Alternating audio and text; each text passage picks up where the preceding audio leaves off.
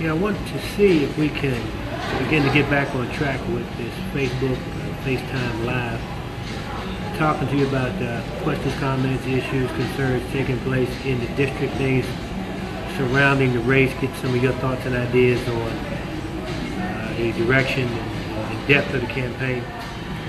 And one thing that came to mind for me, first, I want to congratulate Norma Chavez for entering the race. I saw that she had come in on the deadline right there at the end, and of course there's a byproduct and a benefit of capturing a lot of the media attention down at the headquarters. Of course, anybody would have appreciated that level of coverage, kind of announcing to the public, I'm in it. I thought about it for a little bit, and I want to make part of that our conversation this evening, if you bear with me. Some of the things I thought we struggled with in 2012 is almost deja vu coming up here now. I was a candidate in 2012, and I think that there was just what I call selective coverage, where people did not know I was in the race, not because I had not gone through all of the prerequisites to become a bona fide candidate, put cash on the barrelhead, found all the necessary documentation, and when the time came to begin talking about persons who were in this race, oftentimes we seem to stop at 2. It didn't go down to number 3 or number 4, and of course that was with Sylvester and Beto. And I think there was something about, or there's something people tied to the credibility of the campaign is based on how many bucks you show on your financial contributions report. And I said, in reply, I said, everybody who's got a whole lot of dollars doesn't have a whole lot of sense. And that was no reason not to let the rest of the public know everybody that was on the menu of selections for the public. And I go back to this again.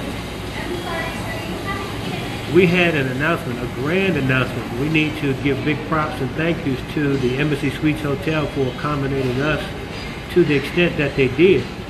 And I thought it was an exceptional event.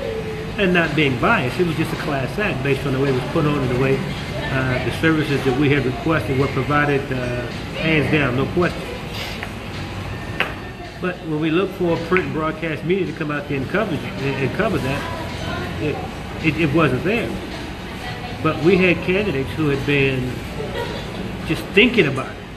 Persons who weren't even in town at the time were becoming parts of print and broadcast media reporting before any of this ever got official. And of course, they were being talked about, and our page was up.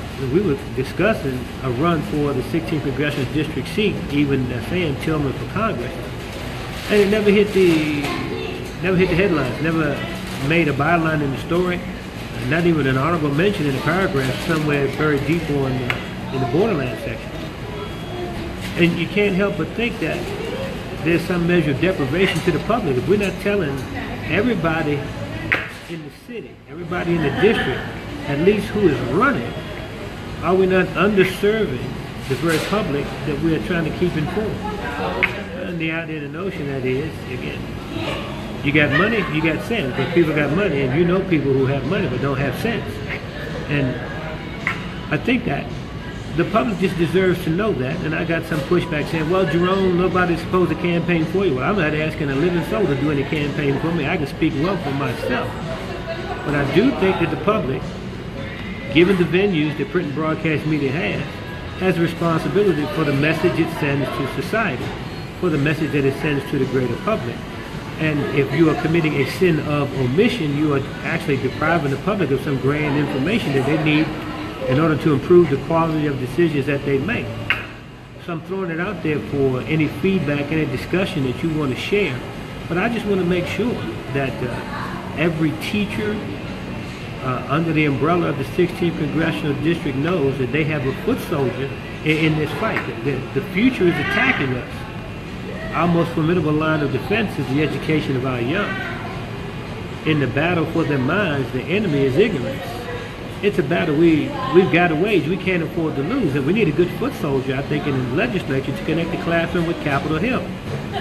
But some of the kinds of decisions that get made with respect to public education, when we look at the chopping block for funding, we seem to be the first ones on the altar. But when you think about how important, how significant a quality education system is, the quality of the next generation will be based on the quality of today's education. And America's future is in America's classrooms right now. We should not be shortchanging that for any reason.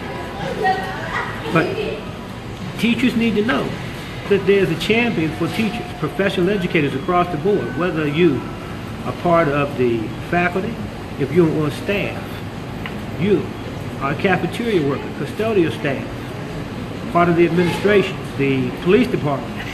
All of us are members of the same team, we just wear different jersey numbers. And all of them deserve to know that there's somebody who knows what it's like when the bell rings in the morning and when you have droves and droves of children coming in. You also need to know that there's a person out there who is not about these charter schools and voucher programs because it depletes resources from the public education system. The public education system has sustained this country's economy for decades. And what has begun to change, in my opinion, is the idea that somehow parents are releasing these children to us and said, okay, I'll open up the school bus door, put them in there at kindergarten or first grade, whatever bus transportation threshold needs to be, it's in place. Give them back to me in 12 years and make sure that everything I didn't do for them at home, you do for them at school. The public school system is kind of like a hospital. We don't have a choice about who rolls through the emergency room doors. When they roll up there, they may be hemorrhaging, but they may be hemorrhaging of something from an intellectual base. And our job is to do what we can to fill it and fix it. These charter schools and these voucher programs get selected. Well, we don't want to take that one because that person has too many challenges for us, so we don't want to do that one. Or we want to take this one because we have some special ideas about what part of town you might be from. In the public education system, with the way we have it set up right now, we take all comers, and I'm proud of it, really. When I think about the people who come through my door, the ones who appear in my classroom on a routine basis, that is a struggle. It's a challenge. But I'm going to rise to the occasion, and occasionally you'll have some serious breakthroughs there. There is an overabundance of second language learners that are coming into our classrooms. But for what language skills we attempt to teach them based on our professional development training, there is no place where those things are reinforced in practice. Parents need to get up off of the dime a little bit and say, look, Mr. Tilghman certainly learned Spanish sufficient enough to have a dual conversation in the classroom. The classroom at my house ought to do the same thing. We need to get those parents who are not second language learners to become second language learners, so that the child, when they leave the classroom, has a place to practice. One of the other sins that we commit in the education arena is that we have what I would call enablers. The child who is learning language skill acquisition is not really forced to practice it anywhere in the community of the basic institutions that they go into when they leave school. I remember standing at the various school supply aisles when school was about to open, and so many of the parents having a conversation with the child, and it's all in Spanish. And I'm saying, at some point, how do we encourage that child to start practicing the language skills that we are attempting to build in the classroom to use those things in the larger community? But they are oftentimes saved. They won't acquire the language skills sufficient, and they never have an opportunity to practice it because they go to the restaurant. Well, the kitchen staff and the wait staff, it automatically switches to their first language. And so how do you acquire the skills if you continue to rescue these students? I remember in motivational presentations that I would give about what we need to do to motivate, unify, and inspire individuals. And I would say to my audience, when a baby begins to crawl, nobody stands up and tells the baby, okay, stand up and walk. No, the baby is not going to do that. What is that baby going to do? That baby is going to continue to watch everybody around that baby and look at ways to model the behavior that the baby sees from those people standing around them. And they'll find your pants leg, they'll find the coffee table, the couch, something that is stable, something that is an anchor to which they can attach themselves, stabilize themselves, get their balance, and then try it again. They'll fall in that diaper half a dozen times, dozens of times. But you don't have to turn around and tell them, get up and walk. You don't have to do that. They'll do it on them. They'll do it on their own because they will have a model to follow. And we need to extend that metaphor to some degree in what we do with them in the school system. And parents, I'm speaking to you very specifically. Todos los miembros de ese equipo de educación necesitan hacer responsabilidades adentro de la casa, después de la escuela y un poco más ayuda en cosas de tarea, cosas académicas del futuro de sus chamacos. Stop rescuing them. Do something to give them a way to practice what they learn on the campus. And stop enabling them and crippling them in terms of language acquisition. Now, I've deviated a bit from my original message, but when I pause and think, man, if you are looking at this Facebook Live with me right now, if you have a mechanism, what I'd like for you to do is go to, maybe you can open up another box, a search box on your system. You got a laptop, desktop, whatever. And I want you to look up America's 11 poorest cities. America's 11 poorest cities. And sadly, the city of the 16th Congressional District is number 8 from the bottom. Take a look at the two criteria that puts us in the category and ask yourself, why do we choose to be there? And then why do we choose to continue to elect leadership that puts us in the bottom 11 poorest states, 11 poorest cities in the United States? There's thousands of cities in the United States, and we are hovering close to the bottom.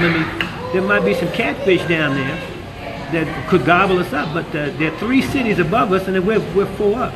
And we continue to put the same leadership in place that sentences us to this, what I would just call mediocre economic status. Somehow there are those who are content to be the money makers, the money takers, who, when I take a look at it as an example, the pay increase that Veronica Escobar and the County Commissioner's Court gave themselves, north of $103,000 in her case, when the per capita income for this community hovers close to $25,000. How do you justify paying yourself that level when your constituents who can least afford to pay the taxes for your salary increase are having to pinch pennies so you can live larger? I extend the same example to Ms. Fennenbach. When we look at the money we are paying to the superintendent, the salary increases, expenses that she has signed into place, this guy's making as much money as the President of the United States. The district, I believe, is shrinking to a measure. But we cannot play loose and free with the public checkbook. I was disturbed at something that I heard with Ms. Escobar at the Northeast Democrats Forum, where she said we should not have a debt ceiling. And I'm saying, where and in what universe would we say, gee whiz, don't worry about how much you spend. There is no cap, there is no ceiling. In what world, in what financial universe does anybody live? What does it mean not to have a debt ceiling? I was talking to my neighbor the other day. He said the other side of that equation is bankruptcy. And considering your own families and your own financial situations, will you imagine if you could just spend money ad nauseum, not ever having to account for it? You go to the mailbox and you get pissed at the postman for delivering the invoice. The postman is just delivering the mail. Don't blame him or her for what's in the envelope, because you are the one that created it. We've got to have some measure of fiscal accountability for what we do. And if you think that it was bad here, consider what's going on at the national level. Look at the debt that we are amounting, and then look at this tax bill that's hovering around Capitol Hill. That may wind up being passed into law, and the byproducts and consequences that go along with that. Children's health insurance programs on the chopping block. We're paying, specifically in Texas, for every $1 we spend to educate a person, we'll pay $2 to lock them up. Never enough money to educate them when they're 10, but always enough money to lock them up when they're 20. Who let that pass? It does not pass the make sense test. So the kinds of things that I would have thought that print and broadcast media would be talking about to bring these more salient issues to the public, in my own mind, they're letting us down. Now, I'm not saying I'm the greatest thing since sliced bread, Velcro, and the zipper. But I do know what's going on in this community. I do know what's going on in this country.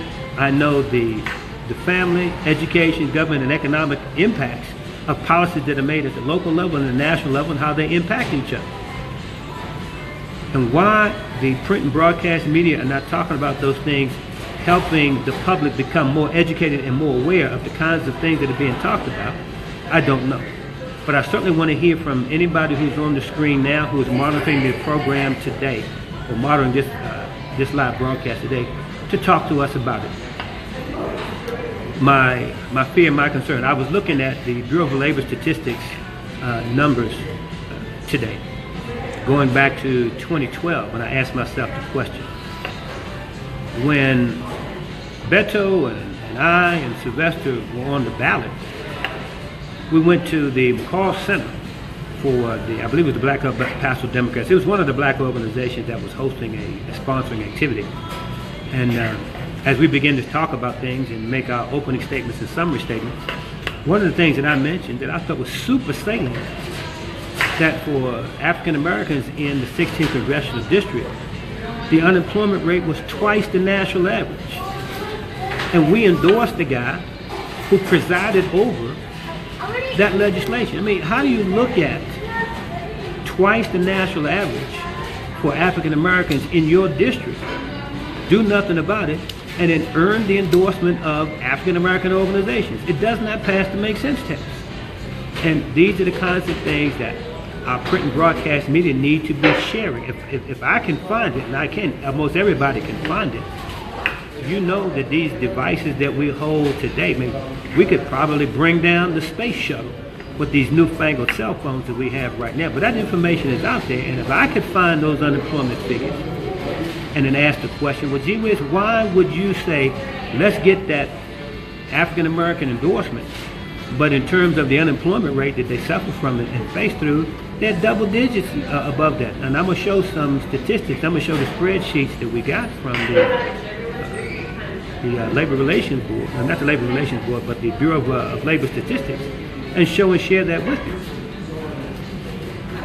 you. We don't pay enough attention, I believe, to what happens to El Paso when America goes to war. And I see Bill Tilghman on the screen right now. I think this is the same one who was the mayor for us a while back. And I would oftentimes, I like to smile at it every once in a while, but people will call me Mayor Tilghman. I said, no, we don't look alike. We don't sound alike. We were cool. We had a good relationship, but people used to confuse us. I used to laugh at it. But the long and short of it is, I remember when we had gone to the first Gulf War and looking at the economic consequences of pulling that many soldiers out of El Paso, families going back to their home of record. You had large units. I was with the 3rd Armored Cavalry Regiment at the time. 5,000 plus soldiers. Their family members. I remember the elementary schools having to consolidate up in North Hill because so many soldiers had pulled out. Sergeant Major Academy was shaved back a bit. But the customer base shrank. What does that do to the tax base and the revenue stream if you got that many people pulling out at one time? But you will put people in office who have shown no propensity, no sensitivity to the byproducts and economic consequences of sending that many soldiers to war. And it doesn't just happen in El Paso County. It happens throughout the United States, where you have large concentrations of soldiers. And you got a Congress full of people, and you got a roster of candidates who have no first-hand knowledge about what that is and what that's like and what it means. They don't know. I have been on the battlefield. I have been back on the battlefield. I know. Excuse me, just a minute, I got a cough coming. Yeah, I know. I don't have to hire a staff person to talk to me about veterans issues at the Veterans Hospital, because I walk and I stand in the same lines. I look for the prescriptions. I look for the specified services that we might need. I don't have to get a second or third opinion before I offer my own. I can speak to a veteran like a veteran can speak to me. Soldiers know soldiers. Nobody can tell you better how the terrain is than the person who's got their boots on it. And we have a crop of candidates who have no clue what that's like. You have a Congress full of people who are saber rattlers. They're very quick to push the send button to send us places that they would never go and who would avoid at all costs ever having to don the uniform. They will pick a fight for us and then send us and read about it on a plush chair in a lounge in Capitol Hill. And then we come back in pieces and parts, leaving some on the battlefield and looking for something beyond the triage that we got on the battlefield. I just remember how good it was on the battlefield. And I remember casualties going up to Landstuhl, Germany, where we would do where we would medevac them back to the States. Treatment, top notch, number one. Again, with the 3rd Armored Cavalry Regiment, we were a self-contained unit. We had medical service people there, helicopter units, tons of tanks, and we had some of everything in the organization. And I'm looking at people who have no clue what that meant when those soldiers had to leave the theater of operations, come back to the United States, fall under the umbrella of a Veterans Administration that was not prepared to take care of them. And what do? We elect Congressman O'Rourke, and God bless him for what he's been able to do for the district overall. And you may have mixed opinions about that, but the bottom line is one of his key points was, gee whiz, we got to get this Veterans Administration squared away. Well, guess what our score was the last time the report cards came out? Out of 5 stars, we got 1. Now, if he passes the baton, or if we allow his successor to be Ms. Escobar, how do you think the Veterans Administration is going to shape up if you follow along the same trenches as your predecessor? Again, for the best efforts he may have made to try to get that place up and running and online, frankly, we're just not there. Let me share another perspective with you, and things that I think print and broadcast media ought to be covering, and they may be covering it, but I don't think so. At least I haven't heard it, and I pay pretty good attention to what the heck is going on around here. We have soldiers coming off the battlefield, coming to their home of record in anywhere USA, but they have wounds that we can't all see. That there's no doctor that can arrest or stop the bleeding, stitch it up and put the necessary bandages and antiseptics on it, because those wounds are psychological. What happens? 22 veterans coming off the battlefield per day are committing suicide. We need to have some people in place who have psychological skill sets and abilities to address the psychological needs of these soldiers coming off the battlefield. We may have been able to save 26 people down in South Texas from that Air Force veteran who went in that church and shot those people up. Now, I think he was copying to a measure the Dylan Roof shooting when he was down in South Carolina, went in there and went to the prayer meeting, went to Bible study, and decided, gee whiz, I got to go kill some people as well, trying to start a race war.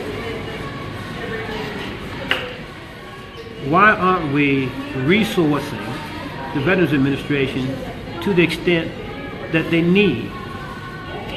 Since the dawn of time, since the birth of the country, armed conflict will always produce veterans. They will produce casualties. They will produce people who have medical needs for which they need to recover. And that should not catch you by surprise Veterans Administration and persons who oversee or channel the medical services in the direction that they go. And in my conversation with veterans and listening to some of these town hall meetings that the congressman is hosting, they're almost repeat movies. They're reruns of the same issues that have gone unresolved for as long as they have. Some of the same people coming in with the same problems and expecting a different result, talking to the same person. Now, how do we get after this personnel shortage so that these veterans don't have to wait for services, and in some cases they will expire. They'll come off the battlefield, and because they're not getting adequate services where they are, they become suicide candidates, and the next place they lay down is under a tombstone someplace. Well, if we took a slice of the Veterans Administration budget and then peeled a few dollars here and a few dollars there, as Everett McKinley Dirksen would say, after a while you're talking some serious money. But what do? You go to a medical school, the shucks is right down the street and around the corner, and say, look, you sign on with the Veterans Administration after you graduate, and we'll guarantee picking up a slice of the bar tab for your medical education. The same way we would scholarship students in the Reserve Officers Training Program, the way we would hire people out of these various service academies who have an obligation to do so many years of service for the dollars that the taxpayers have invested in them. We could do the same thing right here with the medical school and other medical schools around the country. So you begin to grow your own. You build in an incentive and say, look, we'll take a slice of that Veterans Administration budget, take a piece of what's in the Defense Department right now, and redirect those dollars to paying for the medical education of those persons who are in medical school right now with a contract commitment. You go into the Veterans Administration because we have bankrolled a piece, if not all, of your medical education. You provide the services that our veterans need, and who knows, they might even stick around beyond whatever their initial commitment was, because they'll feel what many of us feel. You know what it's like to have a battle buddy suffering through and looking for a way out and a way up. And I believe that there'll be some extended sympathy or empathy for those circumstances. We might just begin to recruit some people who will sustain our Veterans Administration. One of the sins that I believe the Congress committed, and I remember when Sylvester was in at the time, and there was a great big hullabaloo because medical services at the Walter Reed Army Medical Center in Washington, D.C. were deplorable. You have 435 people in the House of Representatives. You have 100 people in the Senate. Untold numbers of individuals in the Defense Department right down there at the Pentagon. And federal staffers all up and down the line. And somebody from the Washington Post goes in and finds out that the place is overrun with rodents and the medical services were just subpar. And you tell me that you had a Congress that cares about soldiers when the problem is right up the street. It's a cab ride. For some of you who might be tuned in tonight, may have been to Washington, D.C. You may live in Washington, D.C. You know where the Capitol is, and you know where Walter Reed Army Medical Center is. It's just not that far.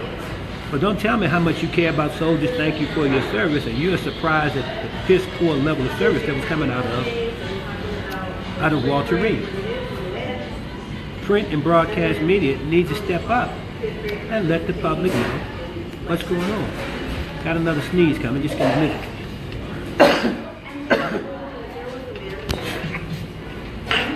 Where are we?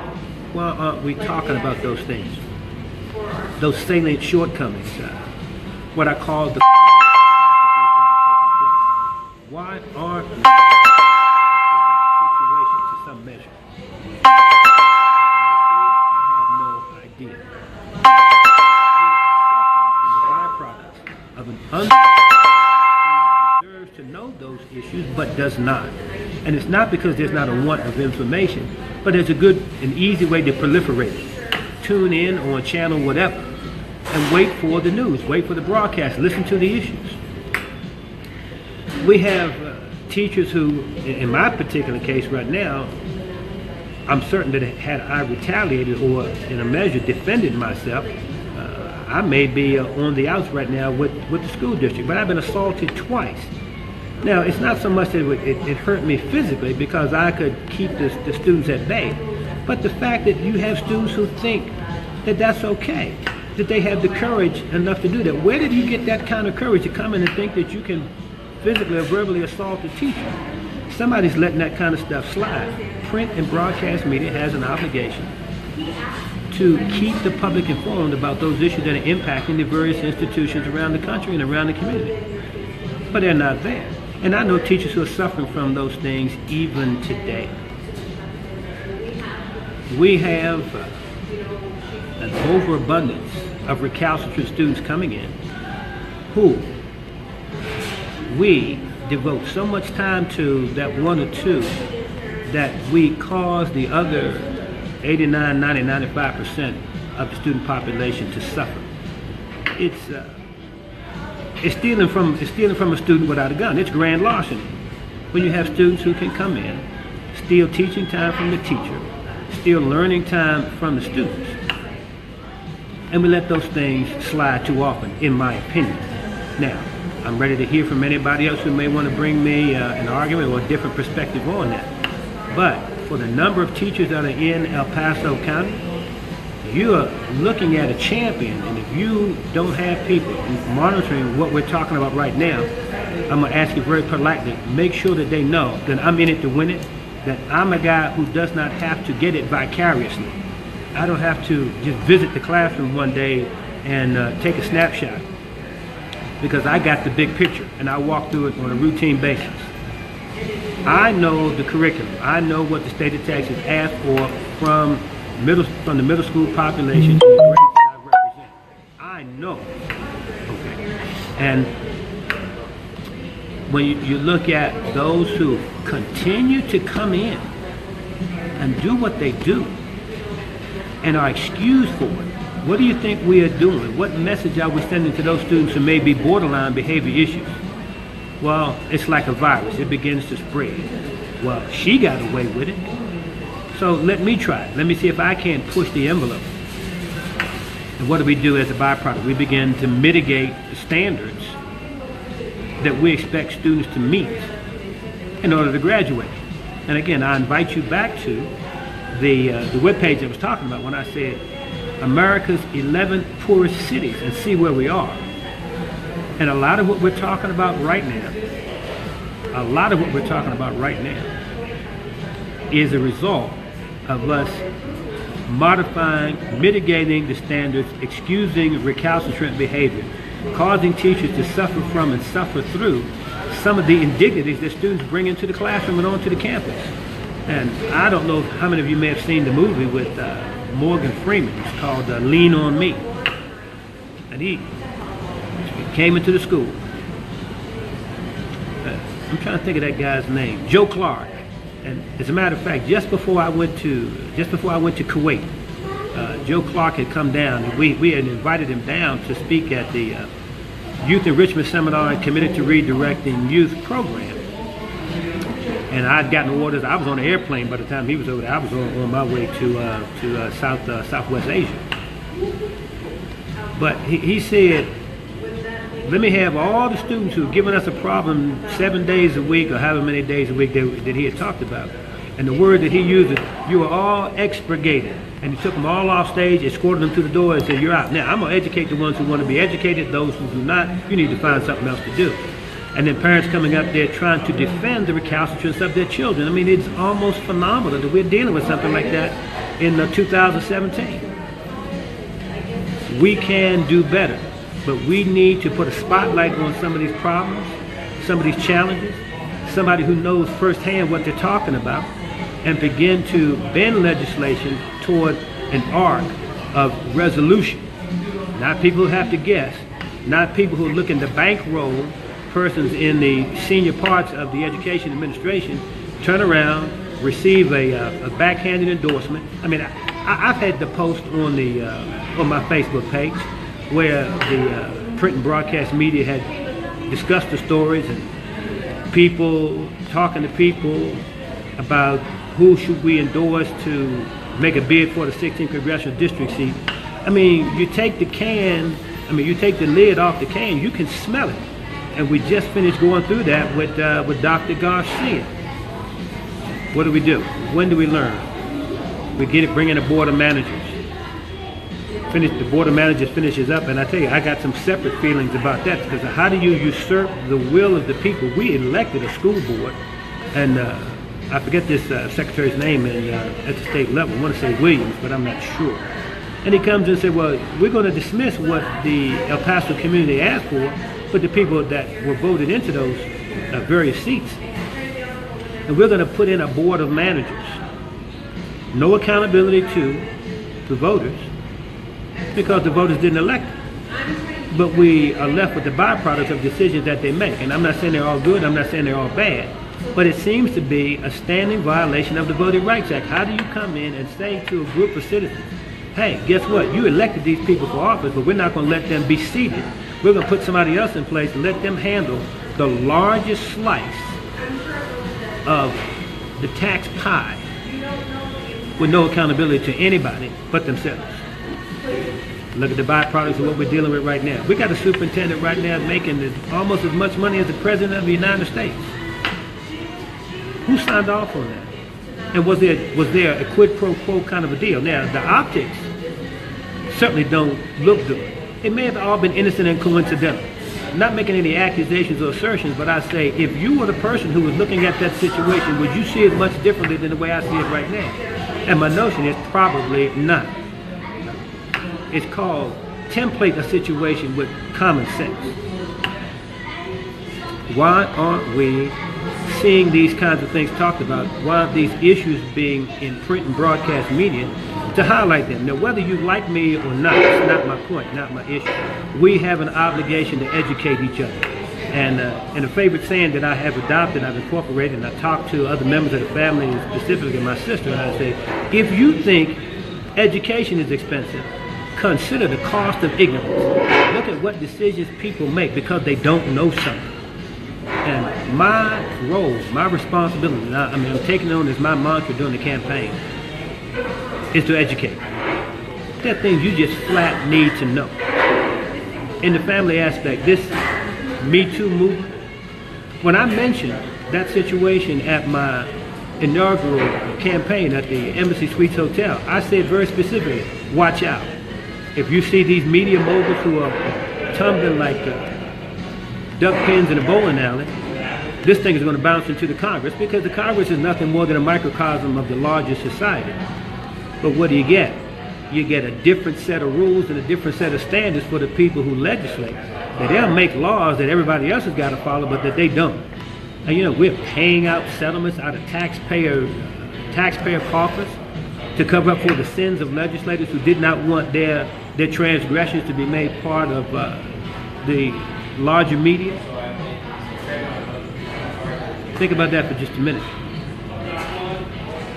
We are still paying ladies a percentage on the dollar from what we pay men. 75 to 80 cents is what the lady gets. The men get a full dollar for that. That's inexcusable. Why would we do that? Why would we allow those things to perpetuate? Why would we allow them to fester? Still looking at families, and this comes under two umbrellas. Take a look at the deferred action for childhood arrivals. We have spent tax dollars to educate that slice of the population.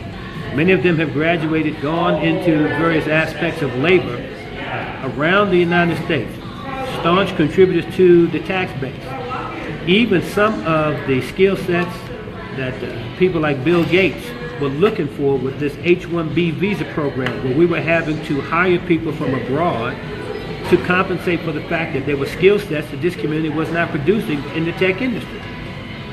But those people in DACA were filling some of those positions. Now consider pulling 800,000 people out of the economy. You pay tax dollars to the tune. Now this is lowballing it for the state of Texas, because here we are in the bottom third of states who invest in public education, and the numbers are going down. At $10,000 a student over 13 years, that's $130,000 times 800,000 people who are in the program, and you want to take all that money without any game plan for return on investment, ship them to another country. What do? First, you tear a hole in your own economy. It's bad enough that this tax bill is going to do that with just an avalanche and an anchor of debt over the next 10 years. They are pissed off. They become economic competition against the country that educated them and paid for their education. That just doesn't pass the make sense test. There's a Cato study that my son Jonathan shared with me that just validates the points as he and I discussed them on the phone, and I brought those up in conversation with my tax consultant, Doug Rudder. And that was back in the summer. And I came up with the same game plan. It just does not pass the make sense test to do that.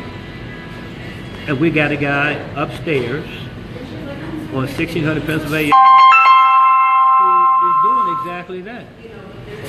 Not using common economic sense for the decisions that we're making. Okay, that's in the family category. The same thing is true for the temporary protected status of those persons who came from some of the Caribbean islands around us as well. They are full-fledged members of the economy, but they are subset. They are microcosm of the rest of it. So you have some people going to be doing a little backsliding.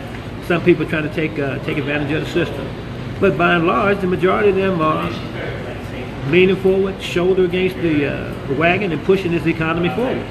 Look at the numbers in terms of unemployment in the United States. We are at full employment south of 5%. And I'm sure that momentum began, that runway began under Barack Obama, carried on by the guy who says that he wants to claim credit for the economy totally. And I'm really not sure that the president can really claim credit for the direction that the economy takes. But there are decisions that get made that certainly impact what goes on in the market. We don't want to dismiss that. But you got to ask yourself, anytime you see any situation going on in your community, in your country, quality dialogue creates quality discourse. Quality discourse creates quality information. From quality information, you get quality decisions, and you make quality decisions, and the combination of that cocktail will produce a better and a greater quality of life. Those kinds of things have got to be taking place, and the people who control the print and broadcast media have got to be better facilitators to get the public at the table to start talking about these issues, and I don't know why they don't. They are continuing, in my mind, to play favorites for certain individuals who, when you ask them about a solid idea, bring no real substance to the table. But they certainly look good when they have their picture taken. I think we can do better. I think we should be afforded something better. Let's go down to, okay, we did family, we did education a little bit. Let me embellish on that just a bit more. The United States, the country that locks up more people than any other country on the planet, put so much money into the penal system, but won't put a commensurate amount in the public education system. Pause for just a minute. Let's think. What is the dividend that we get from establishing incarceration as a growth industry in the United States? The same way that Burger King, the McDonald's, Lowe's, Walmart, Albertsons, all of them need to have a draw, something that brings those customers through the door in order for them to make a profit. Well, if you have a for-profit industry in incarceration, do you think they're going to do business any differently? I don't think so. What will happen is this, very simply. What will happen is this. They will find a way. They will build a marketing strategy that will feed customers into those prison beds. And my notion is, let's undercut in some capacity the dollars we would invest in public education, which will give us a much greater dividend for the overall economy. But let's shortchange them. Let's not bankroll and finance the special education programs that we need for those people who, they are no less citizens than anybody else. I think that because they are citizens, it doesn't make any difference what their situation is. We do what we can for every citizen at every level and every rung on the economic ladder. We have an obligation in that regard. You shortchange them, they wind up taking shortcuts economically, and what do? You wind up channeling them into a prison bed, and there's some private organization that's profiting from that. Now, I think that we are much better, we're a much greater community than to make incarceration a growth industry and a for-profit enterprise. That does not pass the make sense test. And what are our recidivism rates? If we are privatizing that system, what is the dividend we get? Well, our recidivism rate is somewhere between 70 and 80%. For every 10 we release, 7 to 8 come back. And you continue to reward a private enterprise for those kinds of negative results, again, it does not pass the economic make sense test. Forget about all the soft family emotions that go along with it. It just does not pass the economic make sense test, and we ought to be a little smarter. Our print and broadcast media ought to be talking about these things. I am so grateful that we have this particular venue where one citizen can talk to another citizen, and when I was on the radio, some of the names I see on the screens right now telling me, we used to call it the community conference room. You didn't have to agree with me, you didn't have to disagree with me, but the discourse was positive. It produced dividends. Citizens' thinking was improved because they had an opportunity to mix it up with other citizens. One of the metaphors that I would use when I would talk to the public is, this is a hive of bees. And what do? We cross-pollinate. The world is fed by cross-pollination. The bees will take a little bit of pollen, go to one thing, take a little bit of pollen from there, bring it someplace else. And what does it produce? It produces a bouquet that enhances the quality of life of people all over the world. We have got to get in that kind of mindset. We've got to get in that kind of thinking. Now, that's on the education aspect. $2 for a prisoner, $1 for pupils, doesn't pass the make sense test, doesn't pass the common sense test. All right? Talking about moving 800,000 people out of the country. We can't make babies that fast. I mean, you can't make 800,000 babies and expect them to grow up, have maturity, and start contributing to the tax base when you start yanking 800,000 people out of the country. Again, does not pass the make sense test. Other candidates are simply not talking about it. Print and broadcast media are not addressing these kinds of things to keep the public informed. And I think it is a sin of omission. Thank God, thank goodness that we have this opportunity with Facebook Live. And hopefully you won't keep this to yourself. Hopefully, for those who are not tuned in, you'll find a friend, you'll find a neighbor, you'll find a family member and say, look, you know what? Jerome Tilghman was talking to us just last night, or just the other day. It's not a function of whether or not you agree or disagree with him. This is what you need to remember. Just listen. Just listen. Take it like a little squeeze of lotion from the lotion. Just rub it in. See how it feels. See if it does pass the make sense test. And I think that if you template with common sense, you see that what I'm talking about. Let me talk sensitivity for another thing, because I keep hearing this, well, we have a chance to make history on the border by putting the first Latina into the Congress. Well, guess what? Latina is not a skill set any more than being African American is a skill set, or whatever your ethnicity might happen to be. It is not a skill set. You could give me a basketball. Doesn't make me LeBron James. The question is, with whatever it is you got, whatever things you had to tread through your life, whether it's from you being a woman, whether you're being African American, as a poor white person, it doesn't make a difference what it is. How well did you carry your crucifix to bring you to where you are today? And I tell you, my family lives well. My sons live well. Their mother lives well.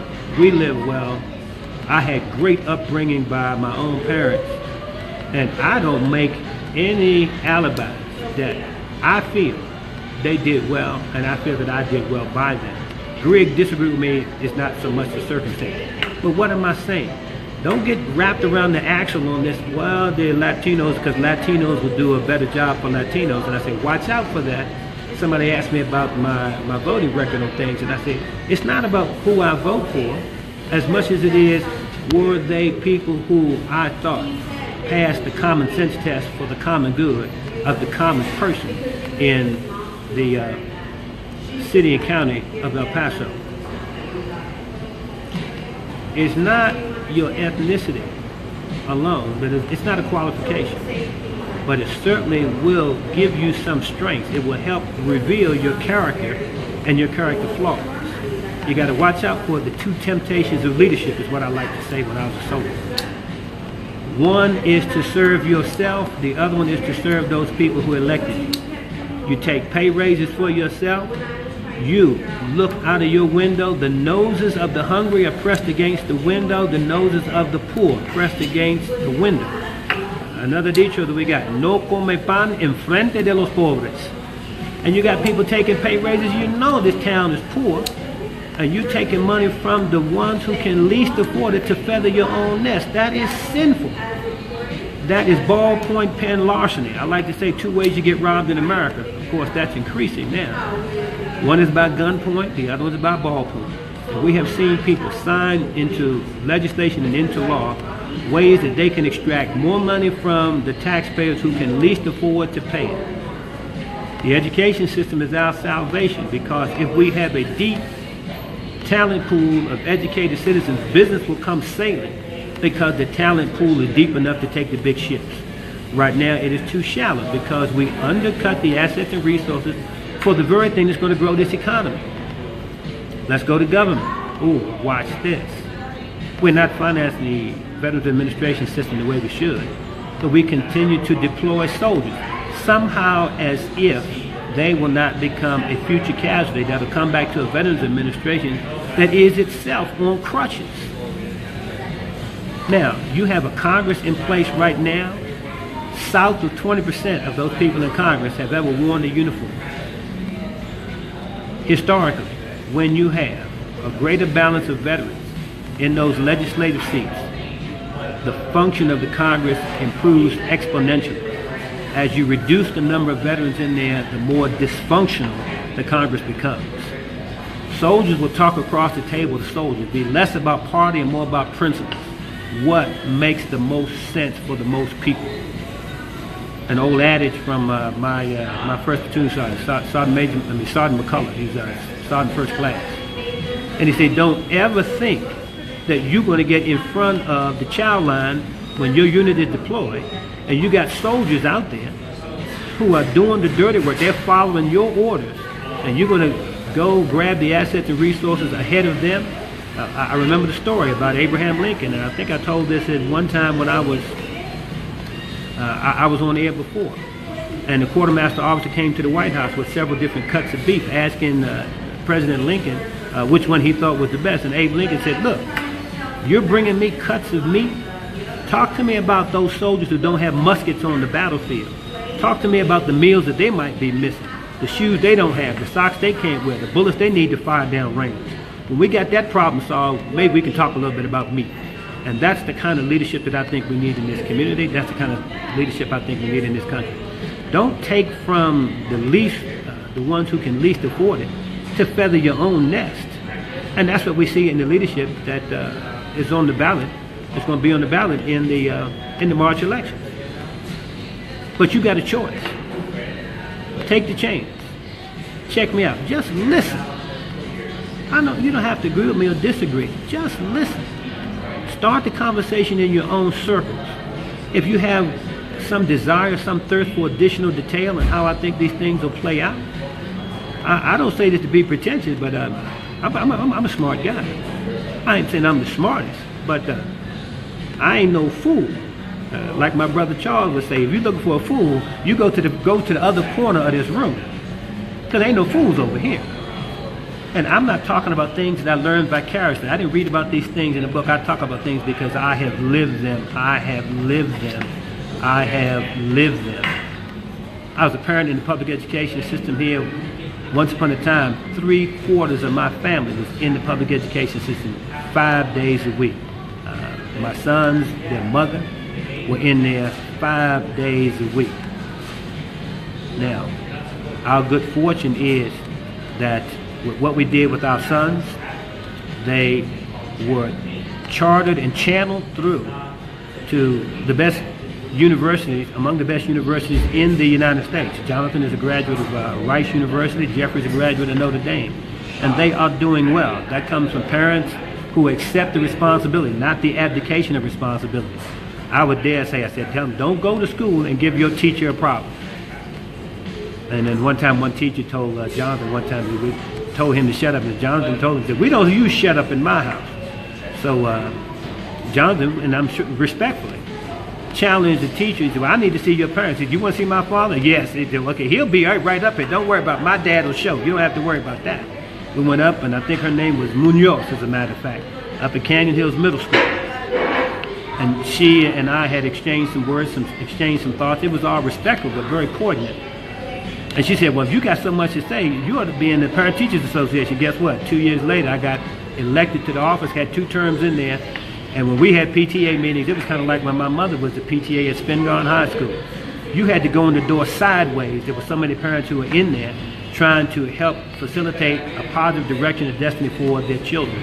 And our PTA meetings used to fill the cafeteria. Now, we have seen those things evaporate over time.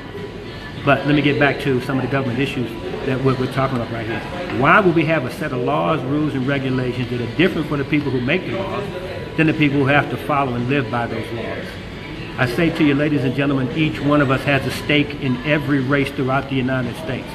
Because at the national level, those 435 members of the House of Representatives, those 100 members of the United States Senate are a huddle. They are a team. And when they call the play, clap hands and break the huddle, the whole country has to live with the play. And if you want to have to pay for those things about which they make decisions on, you better weigh in on how the money's getting spent. You better pay attention to how those dollars are going in and how those dollars are coming out. I'm a guy who takes a long, hard look at the public checkbook. I take a long, hard look at the way the credit card is used before I swipe mine. I want you to pay attention. I want you to remember that as well. Let's talk economics. Going back to the DACA program, going back to the temporary protective services for persons who, from no fault of their own, suffered from some human calamity, some situation with bad weather or dictatorships and things like that. We create a refuge for them in the United States. Now, for whatever reason, we have an administration, a president who is only looking out for the 36 or 38% of the people who support him right now. I said, you got to be the president for the whole country, not for 36%.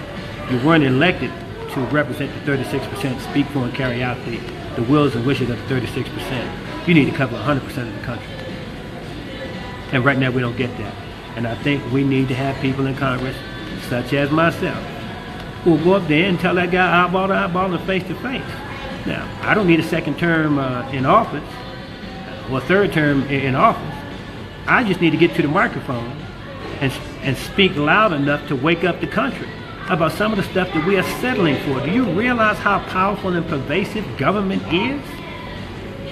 You get a cocktail, watch this, New Year's Eve, when you break the seal on that champagne bottle, that's a government seal that you're breaking. Open up the headache pills after New Year's Day, that plastic that's wrapped around the Tylenol bottle or the ibuprofen or whatever, that's a government seal that you are breaking. I could go down the list ad nauseum about the kinds of things the government touches, and we have got to be more in tune about what the heck is going on with the people who are making these laws, rules, and regulations that we have to live by and that we have to pay for. Let's stay with the economics again for another couple of minutes. One of the sins that I think we commit, and I think we could do a much better job of looking out for our Latino community in this area, and I'm just surprised that more Latinos are not talking about these kinds of things and harnessing the numbers of people coalescing around views that make common sense for the common good of the common people. We call them in this area el pueblo. La mayoría de la gente son los pobres, o más o menos bien cerca de los pobres. They're close to poor, if not poor, but they still have the same citizenship rights as the guy who's got the deepest pockets and lives on the highest hill in the Franklin Mountains. You know more citizens or lesser citizens than anybody else in this area. And because you can cut a check for $5,000 to a particular candidate, doesn't make you any more of a citizen than the person who's got $5 so they can get an extra value meal at one of the fast food restaurants here. Same citizen. We got to treat ourselves and think about ourselves the same way. Just because you got more money than I got doesn't make you more of a citizen than I do. You're just as much citizen as I am. Now, look at our drug consumption in the United States. In 2012, when I made this an issue, I said, be careful about how liberal you want to make the trade policies on the border. Because if you have not checked how to arrest and reverse the appetite for narcotics that the United States has, you are going to make the situation worse. Well, we got intoxicated with the 90-some-odd billion dollars that get exchanged between our borders, and we're the largest international border on the planet. and we did a lot of rah-rah and things like that. But guess what? Didn't pay attention to the recommendations that are made about how to begin to arrest that flow. Tarnished Star, Lively Green are two examples that I talked up with my boy Victor Houston when we were doing radio, AM radio back a couple of years ago. The narcotics are not coming in over the fence and this big wall that the president's trying to get built. Again, doesn't pass the make sense test. Why spend that money? You think that's going to keep the people out? They're coming through the ports of entry because we have mitigated the standards for people. We have manning the borders on one side, and then you take a look at the wages that we pay, or that are paid to the persons on the Mexican side of the border. How much they could make by turning their back one day is probably as much money they would make all year by doing their job. But those big payloads of illegal drugs coming to the United States are coming through the ports of entry. So we need to have a better interdiction system.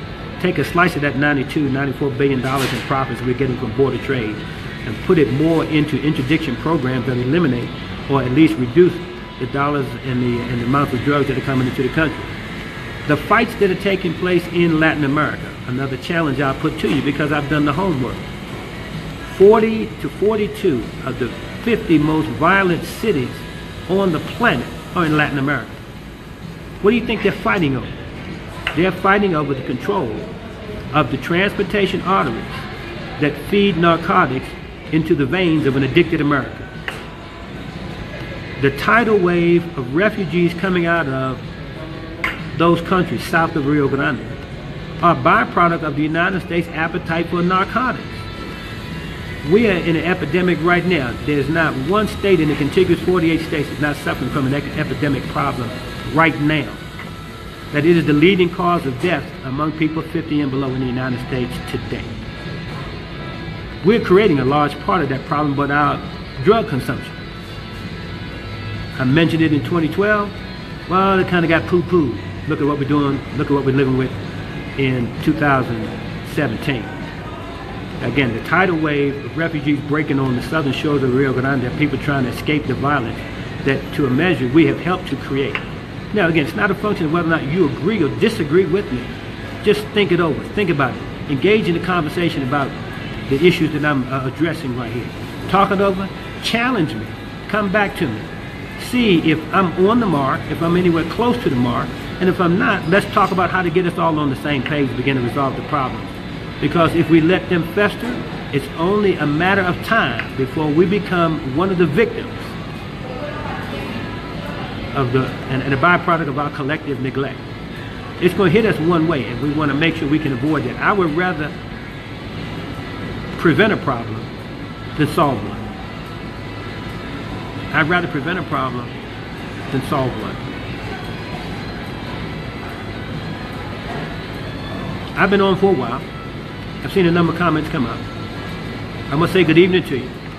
I have a few more papers to grade before I go into class on tomorrow. I appreciate all of you tuning in, and the conversation doesn't have to end here. You know people. Put them in touch with us. You talk to each other and see if what I'm saying does not speak for the better things that we can do because we share a common future. Shaping that future must be a common cause. Jerome Tilghman 16th